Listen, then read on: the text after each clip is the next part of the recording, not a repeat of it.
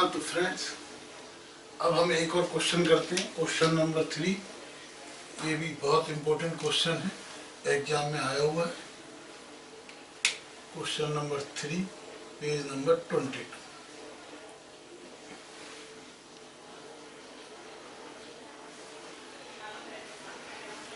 इसके अंदर भी कंपनी है,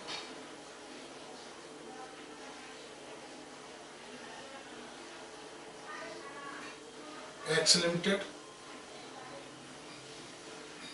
लिमिटेड कंपनी है। इस एक्स की बैलेंस शीट दी हुई है, जिसको हम इस फॉर्मेट में कर लेते हैं। इशूड कैपिटल है 8 लाख, इशूड कैपिटल है 8 लाख, रिजर्व एंड सरप्लस है 12.6 लाख के, ठीक है। जिसमें रिजर्व एंड सरप्लस है general reserve 5 plus 4 plus P and L 3.6, total 12.6 की रिजर्व है। 11% डिवेंचर, यानी डिवेंचर्स हैं 5 लाख के, सिंडिकेटर्स हैं 4 लाख के। इसकी जो असेट्स हैं, plant and machinery 8.6 and land 7, यानी डेप्रिसिएटेड वैल्यू पे नेट 15.6 की फिक्स असेट्स हैं। इनको या तो तीनों को अलग अलग लिख लें। फिक्स असेट्स हैं 8.6 प्लांट मशीनरी प्लस 7 की लैंड है प्लस 6 का पेटेंट है, तो 21.6 लाख की असेट्स हो गई। करंट असेट्स हैं 8 लाख की। तो ये हमारा टोटल बैलेंस शीट है 29.6।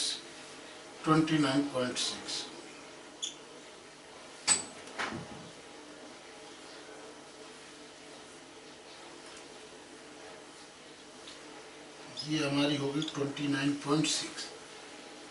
ओके, ये बैलेंस शीट है एक्स लिमिटेड की एज ऑन 30/3/2012। अब ये कंपनी में क्या कहते हैं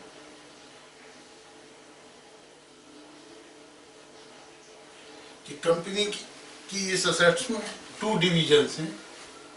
ये डिवीजन है 1+2, यानी ए प्लस बी समझ लीजिए। 2 डिवीजन्स हैं कंपनी की, इसकी ये टोटल बैलेंस शीट है।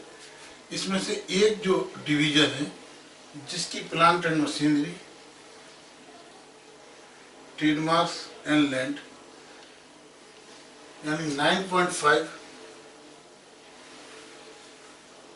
इसमें से 9.5 माइनस 9.5 एक डिपार्टमेंट की है, और करंट असेट्स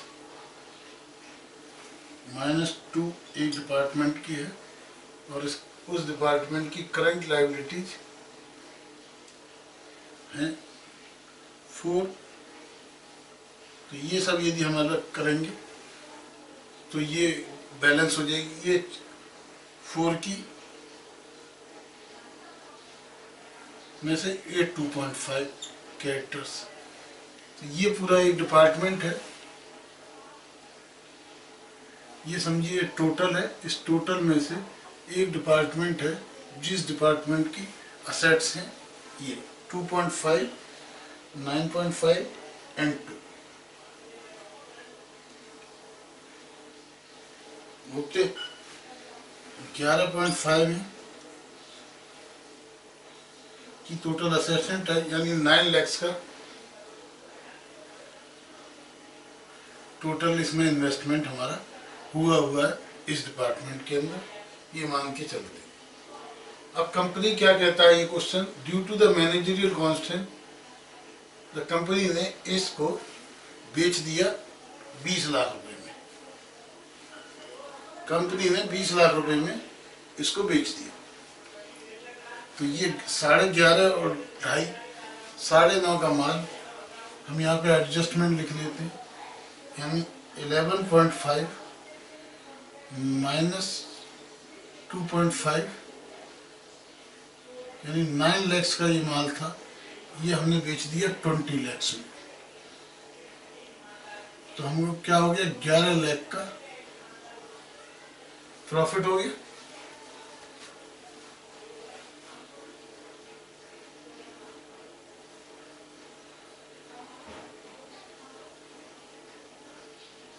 ओके, तो कंपनी को क्या हो गया, 11 लाख का प्रॉफिट हो गया।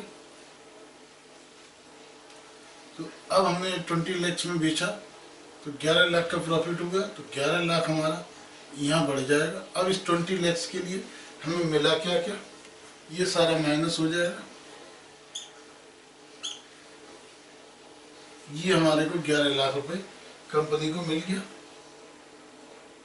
इसको हम चाहे इधर लिख देते हैं एडजस्टमेंट को, प्लस 11 या इधर ही लिख देते हैं उसको। ओके, तो प्लस हमको मिल गया 11 लाख रुपए।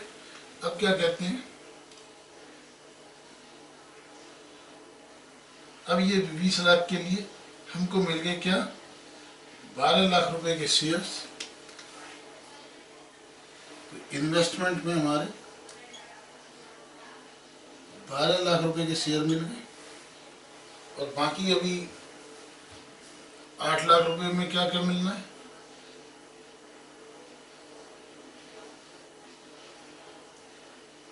आठ लाख रुपए का हमको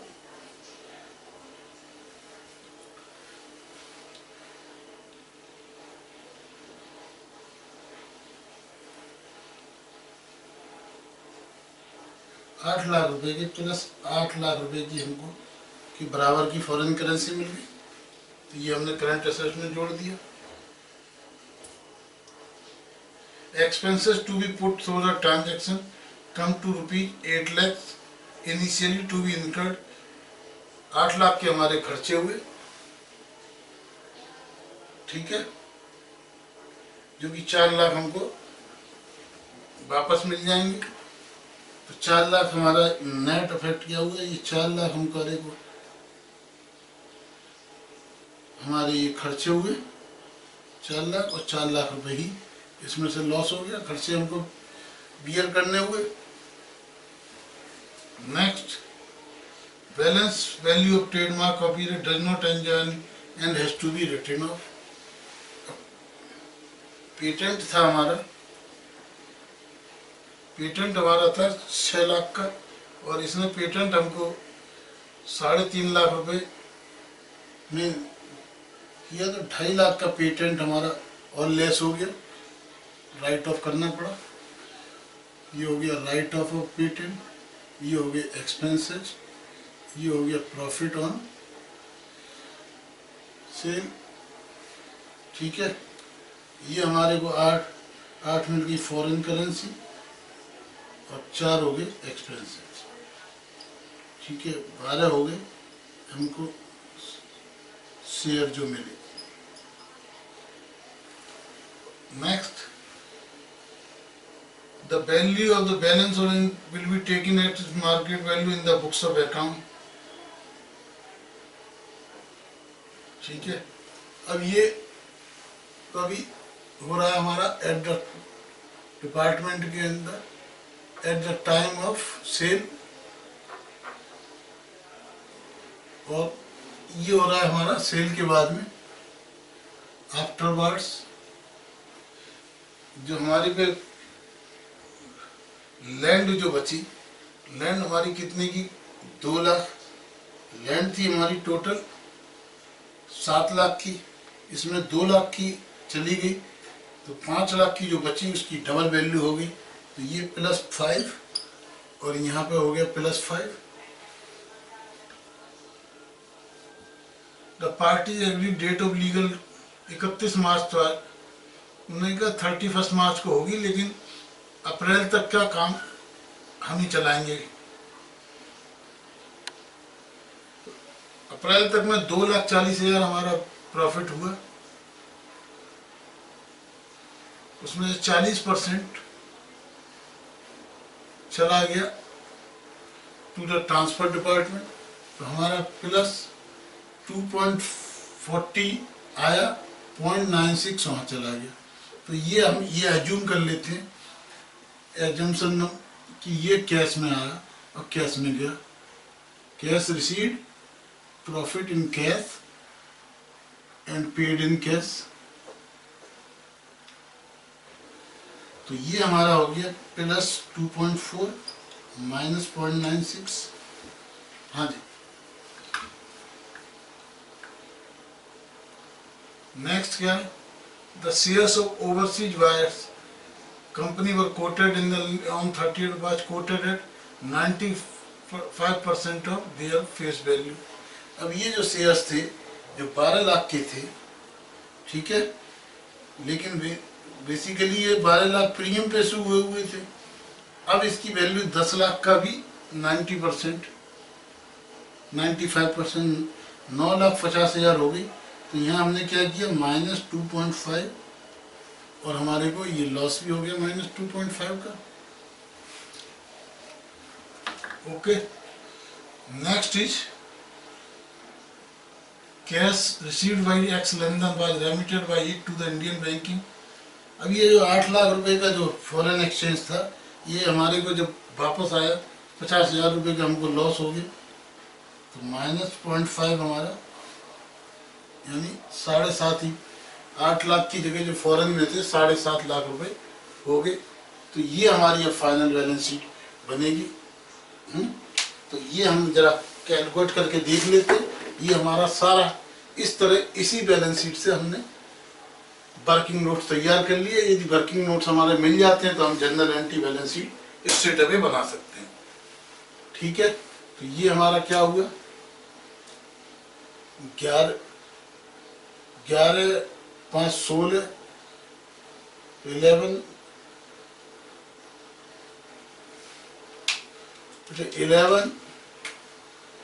प्लस 5, 16, 18.4 माइनस 6.5, 5 अच्छा 9, 10.46, यानी नेट इफेक्ट कितना हुआ हमारा,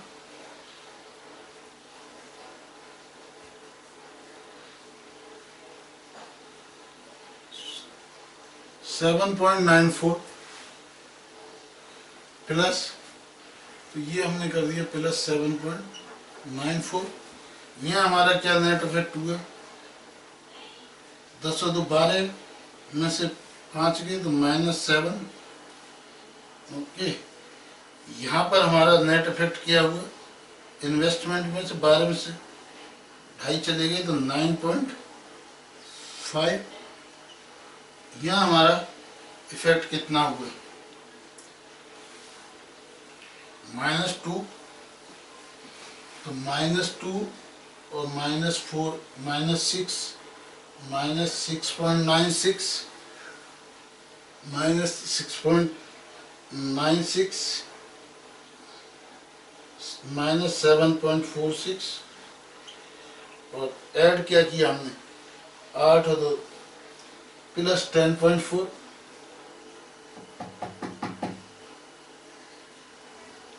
एक, तो ये हो गया प्लस 2.94। ओके,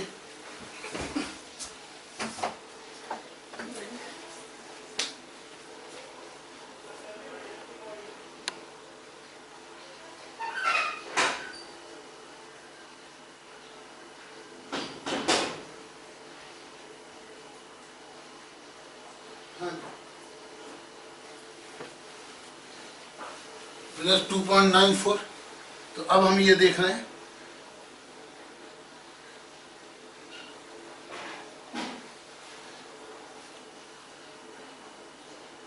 और यहाँ पर हमारा हुआ -2.5, ये वाला, ठीक है।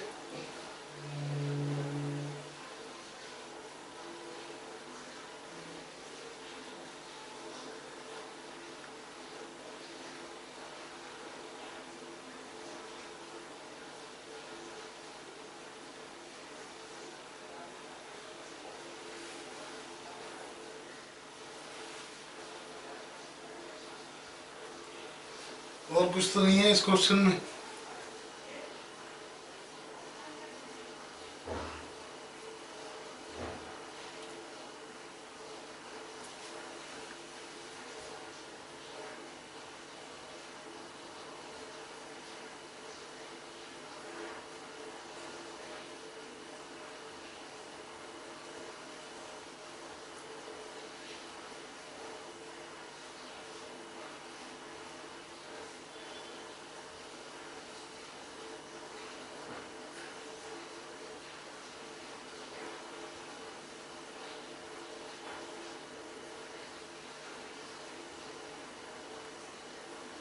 तो ये हमारा टोटल आ गया, तो इसको हम देख लेते हैं। ये 8 हो गया, ये हो गया 12 7 19 20.54, ये हमारा 5 है फाइनल टोटल, ये 1.5 टोटल हमारा हो गया 0.04 2 5 7 8 15 35.4, यह हमारा हो गया 14.6, ये हो गया 9.5, ये हमारा हो गया 10.94। टोटल हम देखते हैं 4 9.14 2 35 35.4, तो ये 35.4 है। ये हमारा बैलेंस शीट है आफ्टर सेटलमेंट। तो अब हमें करना क्या है, ये जो बैलेंस शीट है इसको हमें इसी फॉर्मेट में फेयर के अंदर बना देनी है, फुल अमाउंट के अंदर। तो ये हमारा क्वेश्चन का फर्स्ट पार्ट पूरा हुआ। अब हमारे को सेकंड पार्ट के अंदर जनरल एंट्रीज करनी है। तो जनरल एंट्री के लिए सबसे पहले हमको करना क्या क्या है। पहली जनरल एंट्री हमारी होगी कि ये जो चीजें हमने ट्रांसफर किया है, ठीक है। सबसे पहली एंट्री हमारी क्या होगी, सबसे पहले एंट्री हमने 20 लाख रुपए में ये सेल किया 11 लाख रुपीज के प्रॉफिट पे। तो ये 11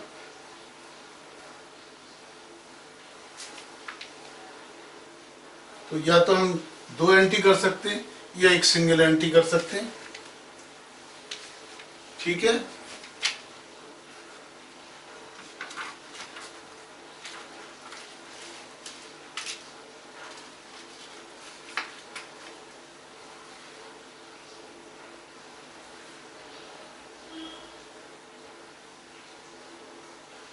ठीक है, जनरल एंट्री क्या होगी, जितनी जितनी चीजें इस साइड की माइनस हुई हैं, क्या क्या माइनस हुआ हमारा, करंट लायबिलिटी। तो करंट लायबिलिटी डेबिट 2.5, प्रॉफिट हमारा to reserve and surplus 11 lakh, और हमारा ये कितना माइनस हुआ एनसीए। यदि हम अलग अलग करना चाहें अलग तो एनसीए कर सकते हैं 9.5। ये 9.5 में हम अलग अलग लिख सकते हैं plant and machinery, plant and machinery 4, plant and machinery 4, सब क्वेश्चन में दिया हुआ है। लैंड 2, लैंड हो गया 2, करंट असेट्स हो गया, हाँ जी करंट असेट्स हो गया 2, ट्रेडमार्क हो गया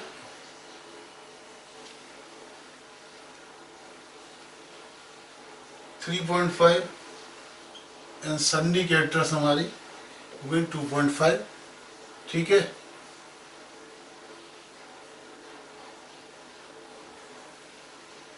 पार्टी से हमें मिला क्या, शेयर्स मिले, या तो एक ही एंट्री में कर सकते हैं या कर दें 2, डेबिट किसको कर देते हैं, बायर को डेबिट कर देते हैं,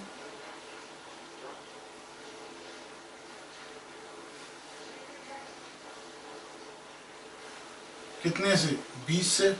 तो बाकी हमारा हो गया रिजर्व 11, तो टोटल कितना है 22.5, ये 11 3 14 तो 16 तो 18,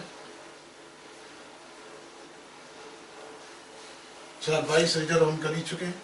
ये हमारी एंट्री हो गई फर्स्ट। उसके बाद में हमारे को शेयर्स मिले इन्वेस्टमेंट के अंदर 12 लाख के, और फॉरेन करेंसी मिली कैश में 8 लाख के टू बायर। ये हमारा हो गया दूसरी एंट्री। फिर हमने एक्सपेंसेस किए, एक्सपेंसेस 50% टू कैश, ठीक है ना। तो ये हम P&L को सीधे डेबिट कर सकते हैं, P&L 44, ठीक है। उसके बाद में हमारे को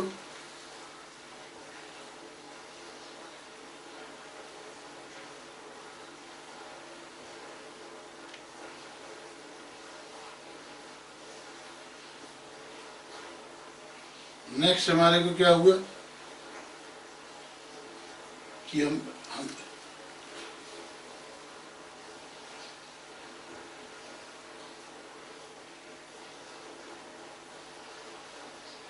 जो असेट्स हैं वो 5 लाख रुपए से हमारी लैंड की वैल्यू बढ़ गई, तो लैंड डेबिट कर दिया हमने 5 लाख रुपए से, और टू रिजर्व कर दिया 5 लाख रुपए से। ये हमारी एंट्री हो गई। हाँ जी, अब ये जो हमारा 12 लाख रुपए है, इसका 2.5 लाख रुपए का नुकसान हुआ। P&L अकाउंट डेबिट 2.5 लाख रुपए, ठीक है। P&L अकाउंट डेबिट करके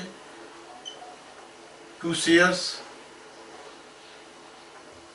इन्वेस्टमेंट 2.5 लाख कर दिया, है ना।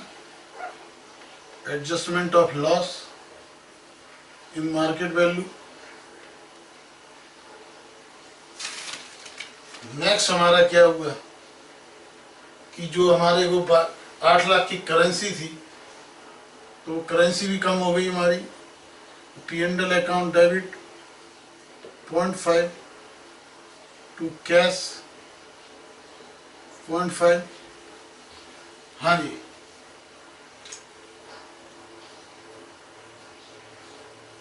अब हमें जो प्रॉफिट हुआ उसको हमने कैश में माना।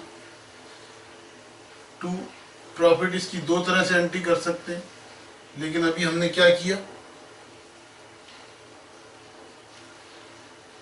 2.4 और 2.4, फिर इस प्रॉफिट को हमने दे दिया फॉरेनर को, तो टू कैश 0.96,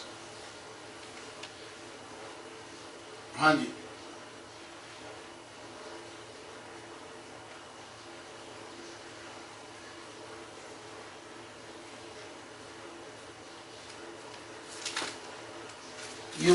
ये आपको समझ में आया।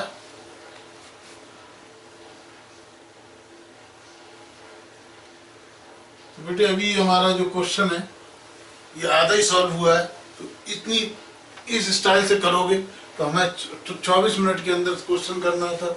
16 × 1.5 24 मिनट्स में, तो आप इस तरह ये क्वेश्चन कर लेंगे। अब हमारे को इसके अंदर दो चीजें और निकालनी है। इंट्रिंसिक वैल्यू, ठीक है। इंट्रिंसिक वैल्यू बिफोर मर्जर क्या थी और आफ्टर मर्जर क्या थी, ये हमारे को और निकालना है। हाँ जी, इंट्रिंसिक वैल्यू कितनी थी ये हमारे को और निकालना है।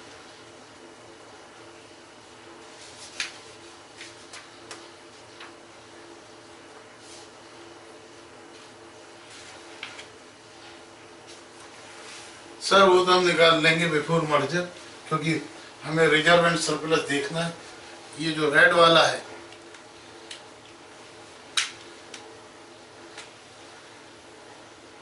ये जो रेड वाली है ये हमारी बिफोर मर्जर है, और ये वाली divided by number of shares number of shares हमारे कितने, 8000 इक्विटी शेयर्स हैं। तो ये पुराने वाले को यानी 20.6 को हम डिवाइड कर देंगे, 20.6 डिवाइडेड बाई 8, ये तो हो गई बिफोर मर्जर। और आफ्टर मर्जर को हमारे को करना क्या है, ये 28.54 डिवाइडेड बाई 8 कर देंगे, तो ये इंट्रिंसिक वैल्यू हमारी आफ्टर आ जाएगी। तीसरा क्वेश्चन कहना है कि शेयर होल्डर्स को गेन कितना होगा पर शेयर, तो per share gain equal to 28.54 minus 20.6 equal to 7.94 per share gain आ जाएगा। ठीक है, तो ये सारा पोर्शन हमें निकालना है।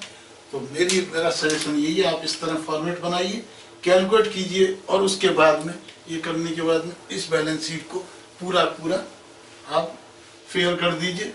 साथ ही साथ ये जनरल एंट्री कर दीजिए, और जनरल एंट्री के बाद में उसके बाद में आप इंट्रिंसिक वैल्यू निकाल दीजिए, एक गेन निकाल दीजिए। तो मोस्ट प्रोबेबली आप 20 मिनट के अंदर यदि इस तरह करेंगे तो आप क्वेश्चन कर सकते हैं।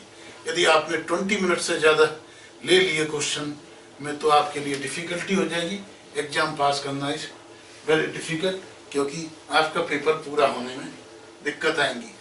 ठीक है, तो ये समझ में आया? Yes sir. तो अब हम पढ़िए क्वेश्चन नंबर 4, फिर हम कराते हैं क्वेश्चन नंबर 4। ओके।